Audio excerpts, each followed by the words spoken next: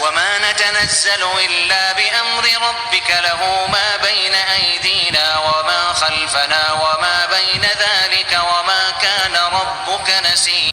أولا يذكر الإنسان أنا خلقناه من قبل ولم يك شيئا فوربك لنحشرنهم والشياطين نحضرنهم حول جهنم جثيا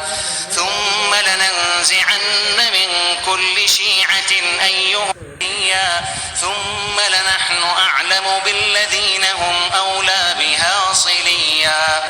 وولدا أطلع الغيب أم اتخذ عند الرحمن عهدا كلا سنكتب ما يقول ونمد له من العذاب مدا ونرثه ما يقول ويأتينا فردا واتخذوا من دون الله آلهة ليكونوا لهم عزا كلا سيكفرون بعبادتهم ويكونون عليهم ضدا ألم تر أنا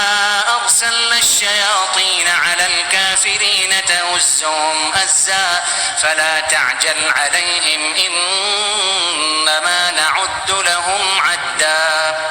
يوم نحشر المتقين إلى الرحمن وفدا ونسوق لكون الشفاعة إلا من اتخذ عند الرحمن عهدا وقالوا اتخذ الرحمن ولدا لقد جئتم شيئا وتنشق الأرض وتخر الجبال هدا أن دعوا للرحمن ولدا وما ينبغي للرحمن أن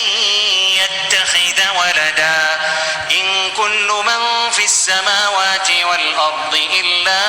آتي الرحمن عبدا لقد أحصاهم وعدهم عدا وكلهم آتيه يوم القيامة فردا إن الذين آمنوا وعملوا الصالحات سيجعل لهم الرحمن ودا فإنما يسرناه بلسانك لتبشر به المتقين وتنذر به قوما لدا وكم أهلكنا قبلهم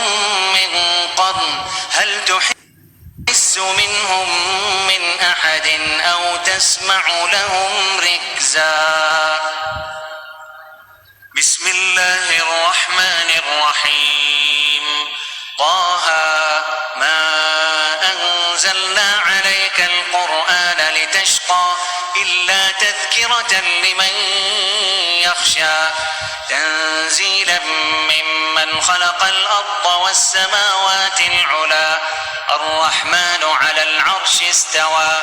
له ما في السماوات وما في الأرض وما بينهما وما تحت الثرى وإن تجهر بالقول فإنه يعلم السر وأخفى الله لا إله إلا هو له الأسماء الحسنى